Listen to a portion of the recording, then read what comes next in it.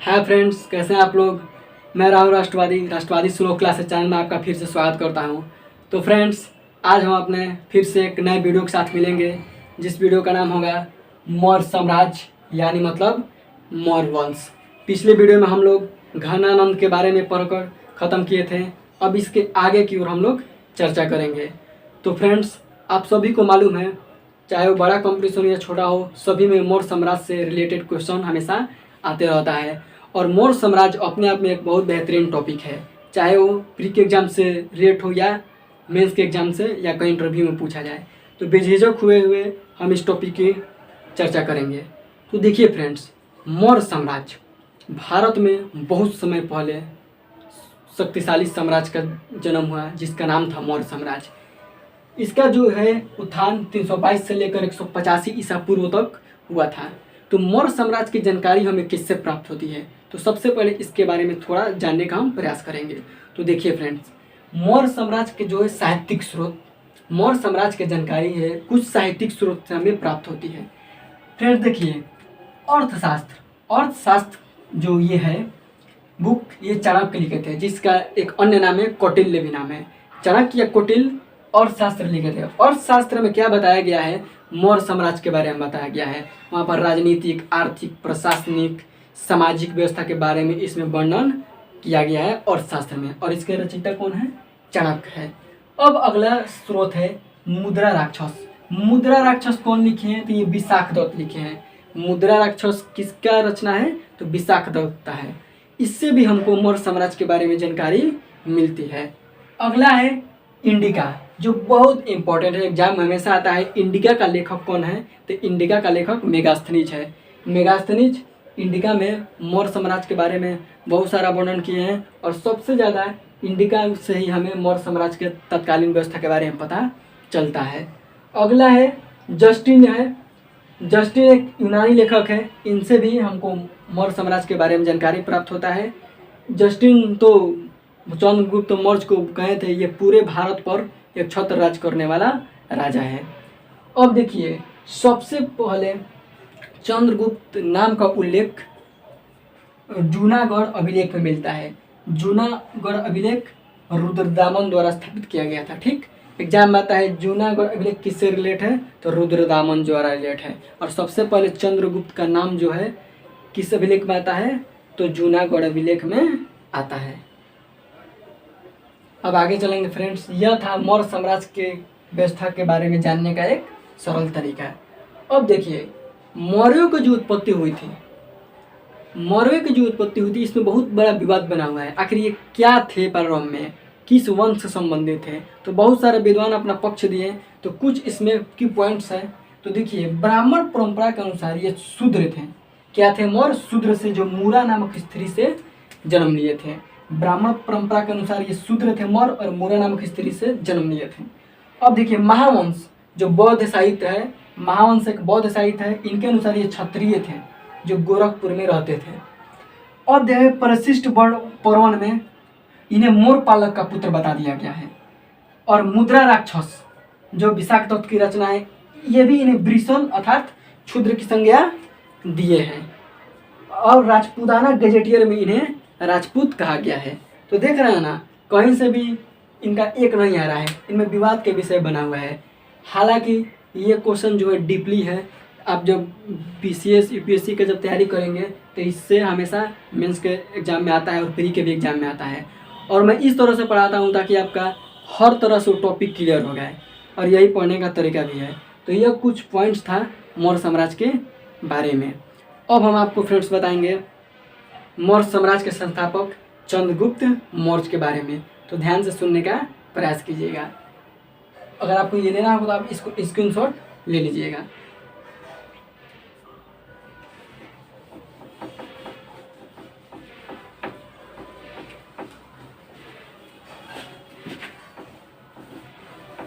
तो देखिए फ्रेंड्स, चंद्रगुप्त मौर्य के बारे में जानने से पहले सबसे पहले इसका नाम जान लेते हैं कि इसका नाम बहुत विभिन्न था इसका नाम। तो जस्टिन के अनुसार इसका एक अन्य नाम था सेंड्रोकोट्स। प्लूटार्क के अनुसार इसका एक अन्य नाम था एंड्रोकोट्स। और जूनागढ़ अभिलेख में सबसे पहले इसका नाम है चंद्रगुप्त मौर्य, और हम लोग भी इसका नाम जानते हैं चंद्रगुप्त मौर्य।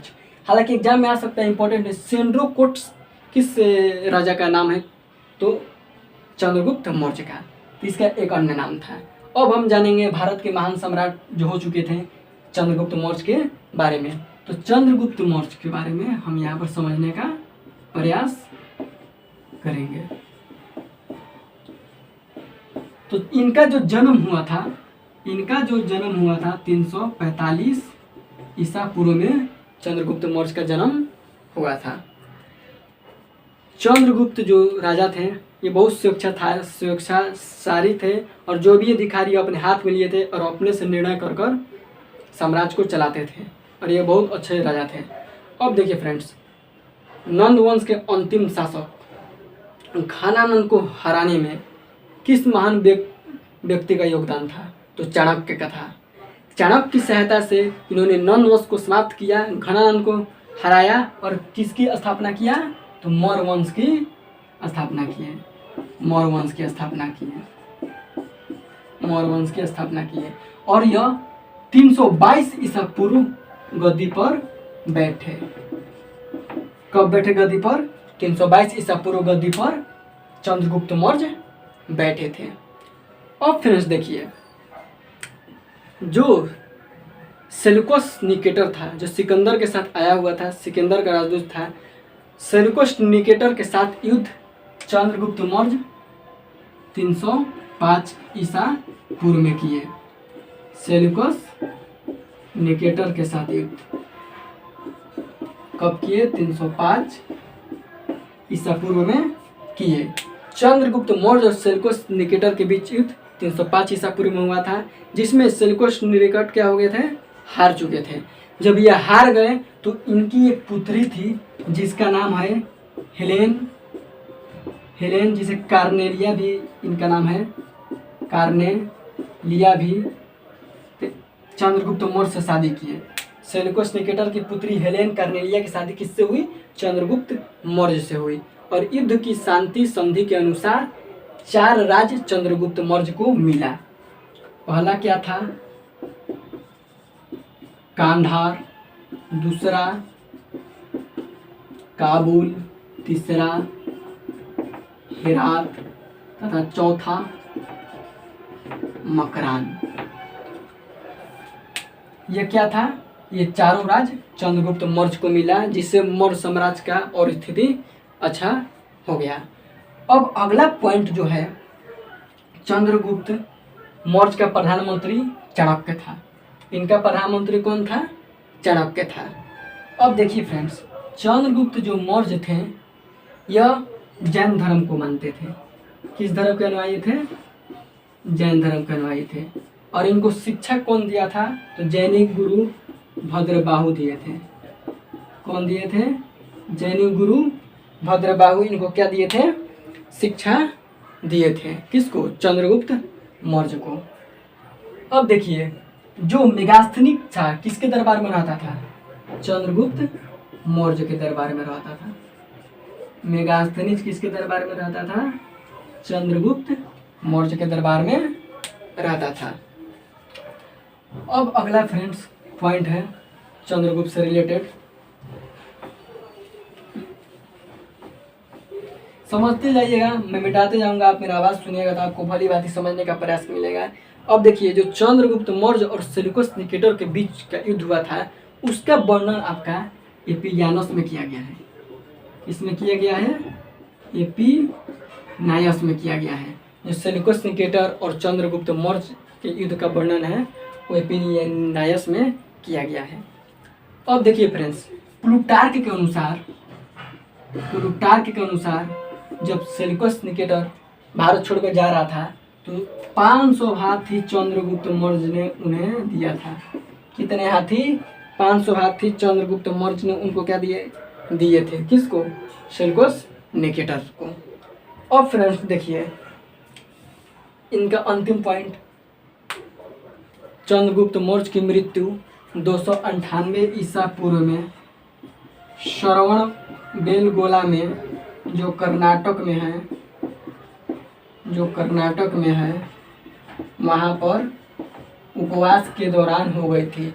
हालांकि क्योंकि ये जैन ग्रंथ थे, जैन ग्रंथ से रिलेटेड थे, जैन धर्म मानते थे, तो ये संलेखना पद्धति मतलब भूख से तड़प कर इनकी मृत्यु हुई थी।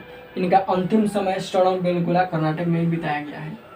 तो यह था फ्रेंड्स चंद्रगुप्त मौर्य के बारे में। तो इसमें आपको इम्पोर्टेंट चीज़ कौन सा लगा? तो आपको इनका जन्म याद करना है। 345 ईसा पूर्व में जन्म हुआ, 322 ईसा पूर्व में गद्दी पर बैठे, चाणक्य की सहायता से नंद वंश को समाप्त किए और घरानों को हराए और मौर्य वंश की स्थापना किए, और सेल्यूकस निकेटर के साथ 305 ईसा पूर्व में युद्ध कर विजय हुए, उनकी पुत्री हेलेना से शादी किए और 4 राज्य कंधार, काबुल, हेरात, मकरान अपने पास में लिए। इंडिका का लेखक मेगास्थनीज इन्हीं के दरबार में रहता था। सेल्यूकस निकेटर और चंद्रगुप्त मौर्य के युद्ध का वर्णन एपिनियास में दिया गया है। प्लूटार्क के अनुसार 500 आरती उपहार में दिए थे और इनका अंतिम समय श्रवणबेलगोला कर्नाटक में बीता। तो ये कुछ पॉइंट था चंद्रगुप्त मौर्य से, जो आपको एग्जाम में हर दृष्टि से कोई छूटने वाला नहीं है। ध्यान से 1-2 बार वीडियो देखेगा, आपको जरूर याद होगा। अब हम अगला चलेंगे इसके उत्तराधिकारी बिंदुसार के बारे में। तो फ्रेंड्स, बिंदुसार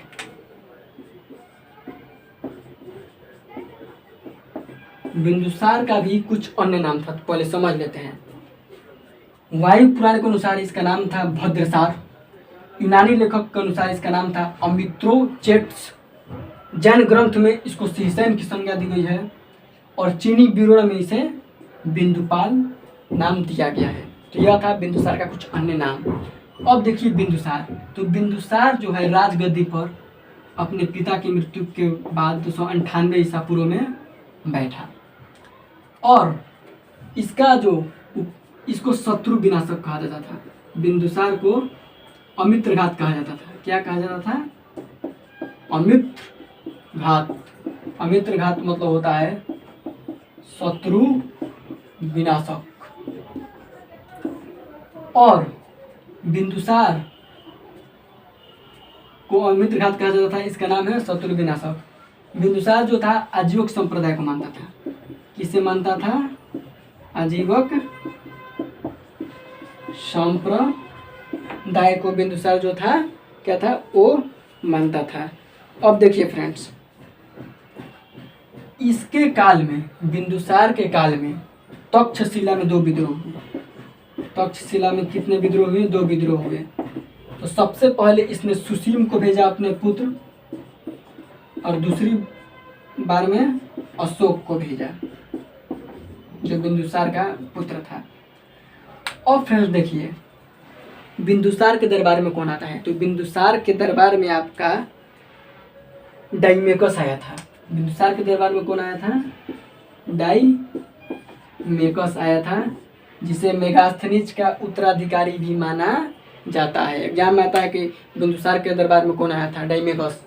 चंद्रगुप्त मौर्य के दरबार में कौन आया था? तो मेगास्थनीज। तो मेगास्थनीज का उत्तराधिकारी डाइमेकस को भी कहा जाता था।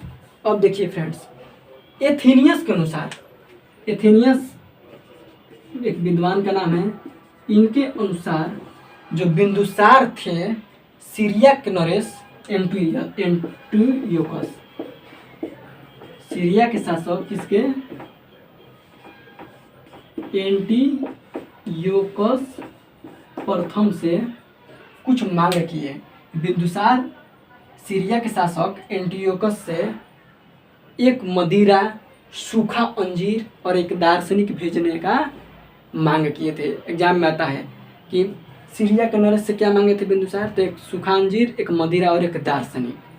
और फ्रेंड्स देखिए, बौद्ध विद्वान तारानाथ ने बिंदुसार को 16 राज्यों का विजेता बताया है।